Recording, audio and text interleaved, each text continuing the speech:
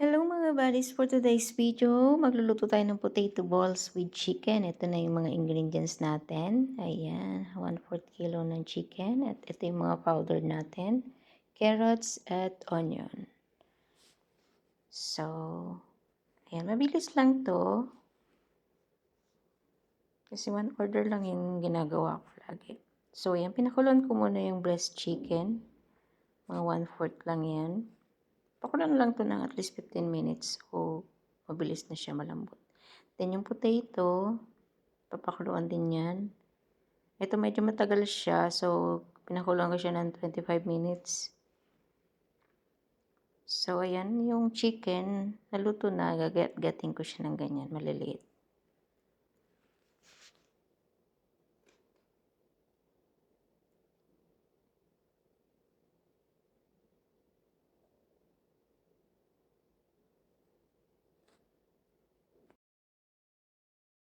So, kailangan natin maging matyaga dyan sa paggagayat ng ating breast chicken.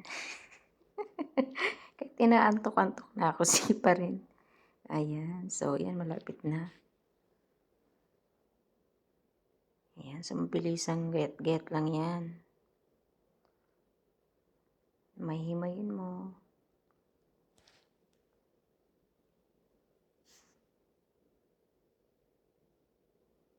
So, ayan. Malapit na.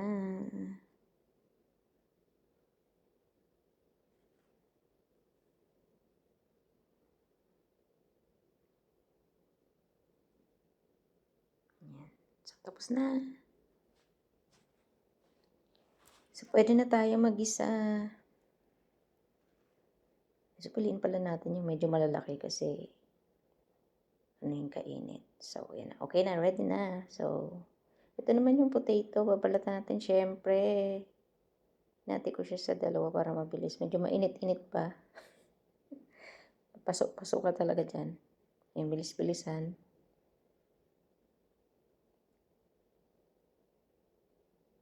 Then, ayan.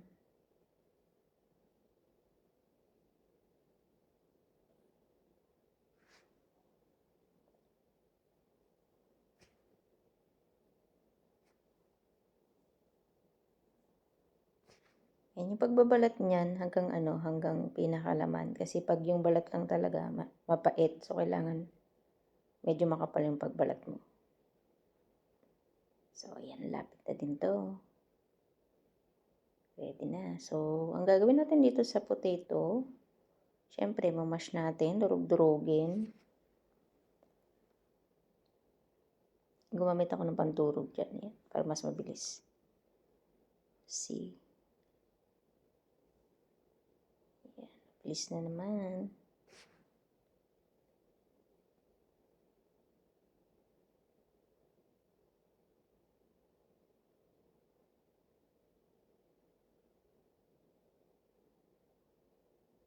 So, as usual, tiyaga rin sa pagdudurog ng ating potato. Mabilis lang naman durugin to kasi malambot naman siya.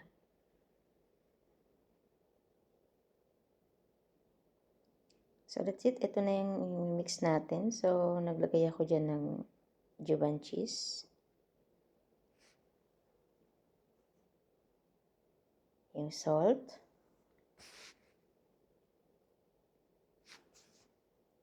Then, yung black pepper. Walwaluin, syempre.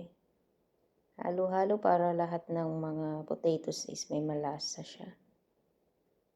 Yan, so, pwede na to. Ready na.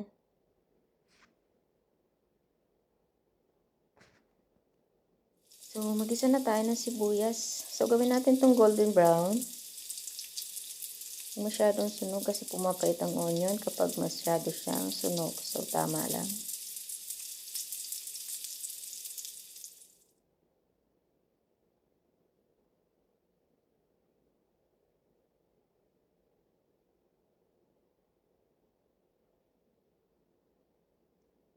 So, ayan. Medyo golden brown na siya.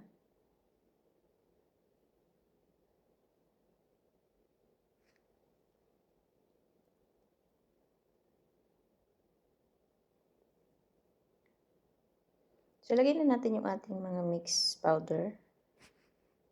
Naka-indicate yung mga ingredients ko dyan sa una pa lang ng video ko. Ayan, so halo-haluin muna sa sibuyas yan. Para maiwasan yung hindi pantay ng lasa. So, ilagay na natin itong mga ginayat-gayat na manok. Ayan, so halo-haluin din syempre. Para magpantay yung color niya.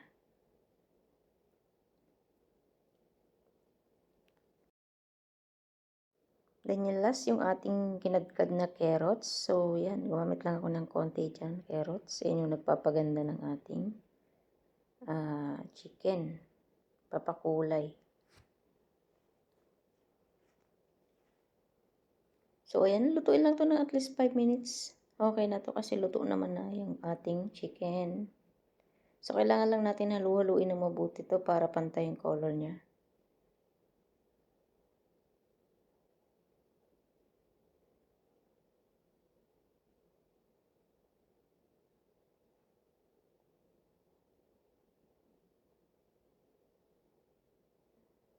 So, ayan.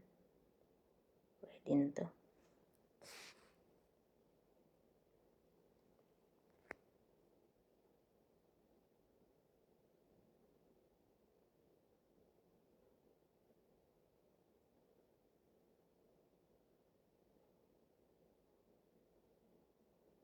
So, ayan, medyo okay na lahat na ng color niya is yellow.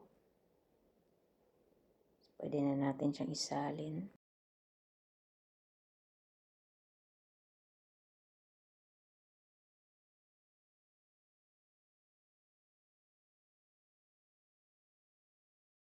So, ayan. Pwede na to sa sa ating container para makagawa na tayo. So, ayan, naglalagay ako dyan sa una is yung ating ginisang chicken. Ayan. Short order lang po ito Mabilisang luto lang to. Yan yung isang maliit, extra lang yan. By request lang yan. Pampapak lang yan. Ayan. Cute, cute. So, ayan.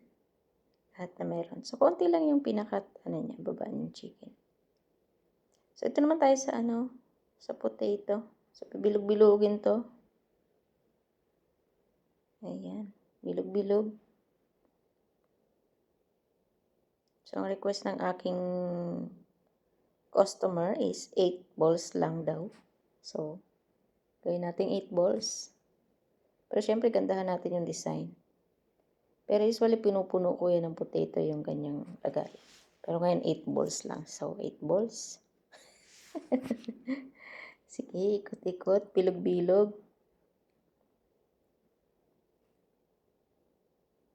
Ayan. So ilan na yan? 5 na. 3 na lang.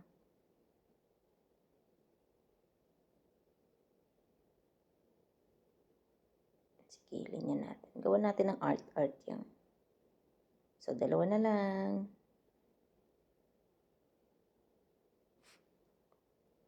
Ayan. So, ayan. Tingnan yung design. Maganda, diba? Ayan. So, yung tira niyan, kakainin na lang yan. Ito na yung sa maliit na lagayan. So, ready na tayo dito sa sauce natin. Yung cooking cream, syempre. So, dahil short order lang yan, kuntian lang natin to. Kahit ano lang siya. Then, yung ating Cuban cheese. Yan, laki natin ng 2 spoon.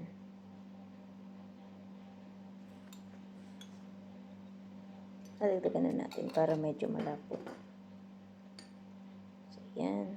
Halu-haluin hanggang sa matunay yung ating Cuban cheese.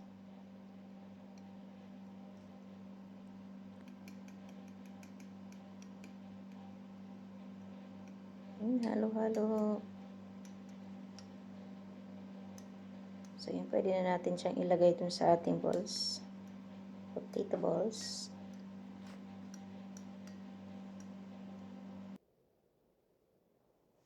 Ayan, ready na. Yung isa, huwag nyo na tingnan yan. Reject yan, reject. Para sa special guest yan. Siyempre, yung pinaka-present mo yung maganda, di ba? So, ilagay natin sa taas. Toppings. Yung isa, punong-puno ng balls yan, oh, potato balls. Oh. Mahilig kasi siya sa potato.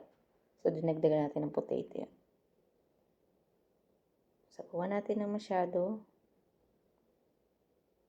Ayan. Ayan natin yung isa. Punuin natin to ng sauce.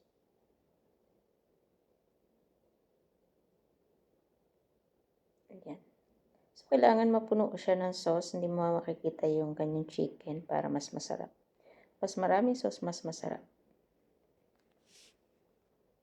So, ito yung gagamitin natin cheese. Siyempre, toppings yan sa mozzarella. Siyempre, mas maraming cheese, mas masarap. Ayan. Punuin natin ng cheese yan.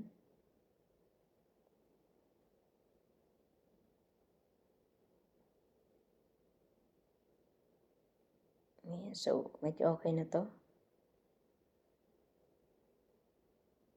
Yung isa. Yung extra natin cute. Ayan.